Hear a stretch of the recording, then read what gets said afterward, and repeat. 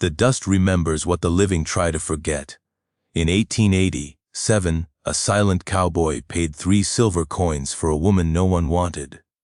She whispered 4 words that would haunt him forever. Welcome to Shadow of the West. Subscribe and ring the bell for more legendary tales of love, courage, and the untamed frontier.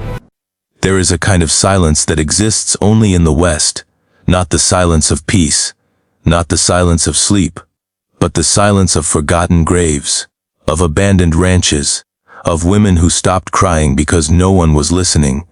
This is that silence. And this is the story of 2 broken souls who found each other in the middle of nowhere and lost each other in the middle of everything. The year was 1887. The place was a dying town called Thornfield, sitting on the edge of the Arizona territory like a wound that refused to heal. The railroad had promised to come through. It never did. The gold rush had promised fortune. It lied. All that remained were sun, cracked buildings, desperate men, and women whose eyes had learned to look nowhere. The frontier was not a place of adventure. It was a place of survival. The sun burned without mercy. The winters took lives without warning. The desert swallowed dreams and spit out bones. Most people who came here did not survive. Not because they were weak, but because the West demanded everything.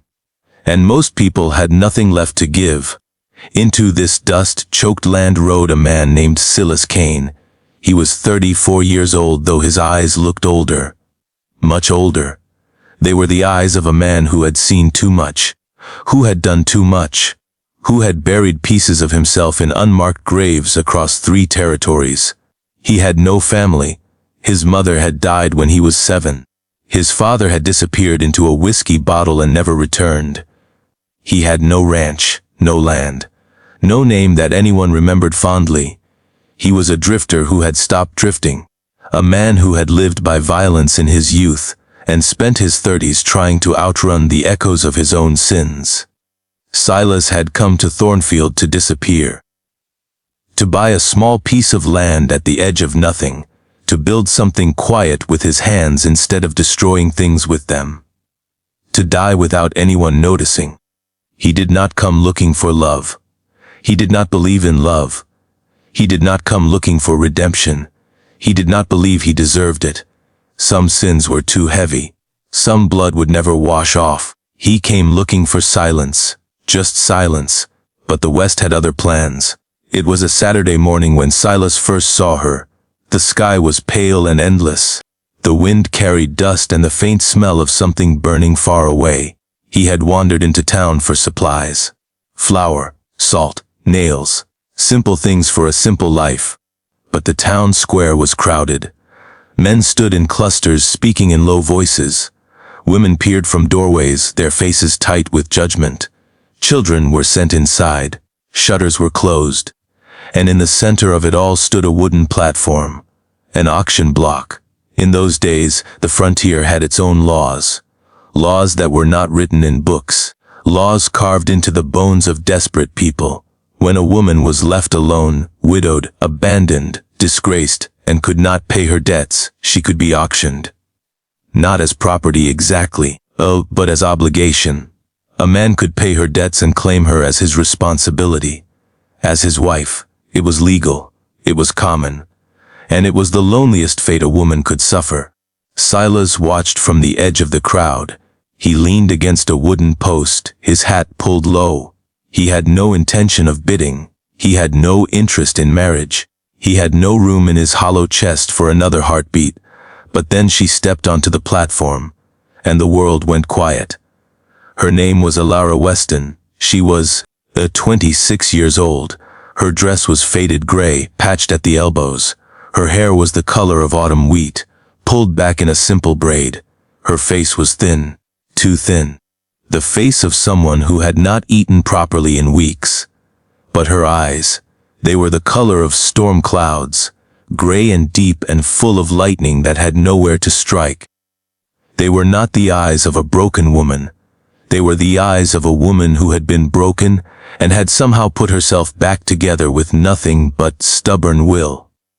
Her hands rested on her belly. She was with child. 5 months along, maybe 6. The auctioneer announced her situation without mercy. Her husband had been killed 3 months prior, trampled during a cattle stampede. He had left behind debts. Many debts. The bank had taken her home. The creditors had taken her dignity. And now she stood on a platform being sold to the highest bidder. But no one was bidding. A pregnant widow. A woman carrying another man's child. The men shuffled their feet. They looked away. One man laughed quietly. Another spat into the dirt and walked away. Elara stood perfectly still. Her chin was raised, not in pride, but in defiance. Her eyes were dry. She had cried all her tears already. In the dark, alone, where no one could see. But Silas could see her hands trembling. Just slightly, just enough. And in that moment he recognized her, not her face, but her pain. The pain of being unwanted, of being invisible, of standing alone in a crowd that wished you would disappear. It was the same pain he had carried for 15 years. The auctioneer called out again. No bids. He called a third time. Still nothing. He sighed and reached for his gavel, ready to send her to the workhouse. A place where women worked until their hands bled and their spirits cracked. No pregnant woman survived the workhouse. No child was ever born there alive. The gavel began to fall, and then Silas heard his own voice. Low, quiet, certain, 3 silver coins. The crowd turned. The auctioneer squinted. 3 coins. That is barely enough for her debts, mister. Silas stepped forward. He placed 3 coins on the platform. Old coins, Spanish, heavy with history. It is enough, he said. The auctioneer shrugged. Sold. Elara's eyes found his. She did not smile. She did not thank him. She simply looked through him, as if reading his entire life in a single G. A lance. And then she whispered, so quietly that only he could hear. You will regret this. Those 4 words, soft as breath, sharp as a blade, they entered Silas's chest and stayed there, for the rest of his life. Silas brought her to his ranch. A small cabin, a barn with 3 horses, a well that sometimes gave water and sometimes gave dust. But it was quiet, far from the eyes that judged. And for Elara it was the first peace she had known in months. They did not speak of love. They barely spoke at all. Silas gave her the bed. He slept in the barn. He cooked simple meals and left them on the table. He chopped wood and fixed the roof, and never once asked her for anything. Elara watched him, day after day. She watched him work until his hands bled. She watched him sit alone at sunset, staring at the horizon like a man waiting for something that would never come. She watched him treat her with a kindness she had never experienced. Not from her father, not from her late husband, not from anyone. And slowly, very slowly, something began to change. One evening, she found him sitting by the fire outside the cabin. She sat beside him. She did not speak, neither did he. But the silence between them was different now. It was not empty. It was full. Full of things neither of them could say. After a long while, Elara asked quietly, "Why did you buy me?" Silas did not look at her. "I did not buy you." "Then what did you do?" His voice was hoarse. "I saw someone who had no one, and I remembered what that felt like." That night, for the first time, she did not lock her door. The child grew inside her, and so did something else, something neither of them named, but it was there. In the way she laughed when he told quiet jokes, in the way he smiled when she read aloud from old books, in the way their hands brushed when passing bread at the table. Silas built a crib. He carved it from pale oak, sanded it smooth, carved small stars along the edges. Stars for dreams. He placed it in the cabin one morning and went out to work as if nothing had changed. She found it when the sun was high. She stood before it for a long time, her hands on her belly. When he came inside that evening, she simply said thank you. And those 2 words carried more weight than any he had ever heard. But the frontier does not allow peace for long. One afternoon, a rider appeared on the horizon, a lone figure on a black horse, moving slowly, deliberately, When he reached the ranch, he did not dismount. He simply smiled, a cold, empty smile. "Hello. I believe you have something that belongs to me." The man was Cole Weston, Elara's dead husband's younger brother. A man who had abandoned his family years ago. A man who had built a reputation for cruelty in the Southern Territories. "I heard my brother's widow got herself sold at auction. I came to collect what is mine." Silas stepped between Cole and the cabin door. "She is not yours. She is carrying my brother's blood. That child belongs to me. That child belongs to no one but her." Cole's smile faded. "You are making a mistake, cowboy. You do not know what I am capable of." Silas's voice was steady. "I know exactly what you are. Ride away, and never come back." Cole turned his horse. "This is not over," and he disappeared into the dust. Silas knew what was coming. Men like Cole did not make threats. They made promises. He spent the following weeks preparing, reinforcing the cabin, making plans. And through it all, he never spoke of his past. One night Elara asked, "Who were you before?" He was silent for a long time. "Someone I am not proud of. Someone who hurt people." And now, he looked at her, his eyes soft, tired, full of something that might have been love. "Now I am someone trying to deserve you." Elara reached across the table. She took his hand, and she held it, not as a thank you, but as something deeper, something that had no name. The storm came 3 weeks later, not Cole, but the land itself. The sky turned black at noon. The wind screamed. Rain fell so hard it seemed like the heavens were weeping.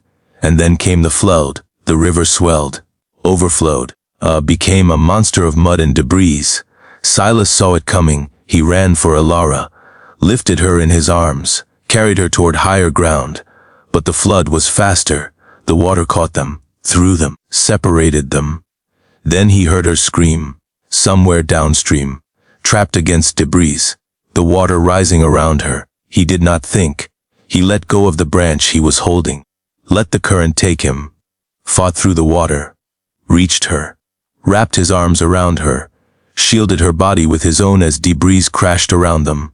Something struck him, hard, across the back, across the head. He felt bones crack, felt darkness closing in, but he did not let go. When the flood passed, Elara found herself on muddy ground, alive, unharmed, the child inside her still moving, and Silas lay beside her, still, pale, his body broken, breathing, but barely. For 3 days and 3 nights Elara did not sleep. She cleaned his wounds. She talked to him constantly, even when he could not hear. She told him about her childhood, about the dreams she had buried, about the life she never thought she could have. On the 3rd night, she leaned close, her voice raw, her tears falling onto his face. "You did not buy me that day. You saved me from everything. You showed me that kindness still exists, that I could be loved again. So you need to wake up. I cannot do this without you. This child needs a father, and I need you. Please." Somewhere in the darkness Silas heard her, not her words, but her heart, and something inside him decided to hold on. On the 4th morning his eyes opened. She collapsed against him, weeping, holding him. "I told you," he whispered, "I would try not to die." She laughed through her tears. Stubborn man, stubborn woman. Cole Weston never returned. Some say the flood took him. Others say he saw the devastation and moved on to easier prey. The truth did not matter. He was gone. And they were still here. 2 months later, Elara gave birth to a daughter. They named her Hope, not because they believed in hope, but because they had learned that hope could be built. Slowly, painfully, beautifully. Years passed. Good years. Quiet years. They never left the ranch. It grew around them. More land. A bigger cabin with rooms for children, for Hope, and later for Samuel, and later for Grace. They never married in a church, but they wore matching silver bands, made from the same 3 coins that had bought her freedom. Every evening, they sat on the porch and watched the sunset, together, his hand holding hers. And every night, all Silas told his children stories, of the frontier, of people who made terrible mistakes and found ways to make things right, of love that came from unexpected places. Many years later, when Silas was old and gray, a young traveler passed through the town. He asked about the couple on the hill, the one with the quiet ranch, the one with the silver windmill that sang in the wind. An old shopkeeper smiled. That is Silas and Elara, been together more than 40 years now. How did they meet? He bought her at an auction for 3 silver coins. That is all. That is all it took to start. But what he gave her after, every day for 40 years, that was everything. The traveler rode up to the ranch. He found Silas on the porch, an old woman beside him, her hair white, her eyes still the color of storm clouds. They were holding hands. Is it true? You bought her for 3 silver coins. Silas looked at Elara. Elara looked at Silas, and they both laughed. A quiet, beautiful laugh. I did not buy her, Silas said. Then what did you do? He squeezed her hand. I found her. And she let me stay. The sun set behind them. From inside came the sound of grandchildren laughing. And somewhere in the silence of the frontier, a love story became a legend. Some say love is found in grand gestures, in battles won, in kingdoms conquered, but the West knew better. In the West, love was found in silence, in 3 silver coins, in a whispered warning that became a lifelong promise, in a man who gave his bed to a stranger, in a woman who unlocked her door. Silas Cain did not buy a wife that day. He bought a chance. A single, fragile chance at something he thought he did not deserve. And Elara Weston did not find a savior. She found something rarer. A man brave enough to stay, brave enough to keep choosing her, every day, for the rest of his life. And that is all love ever was. Not the beginning, but the staying.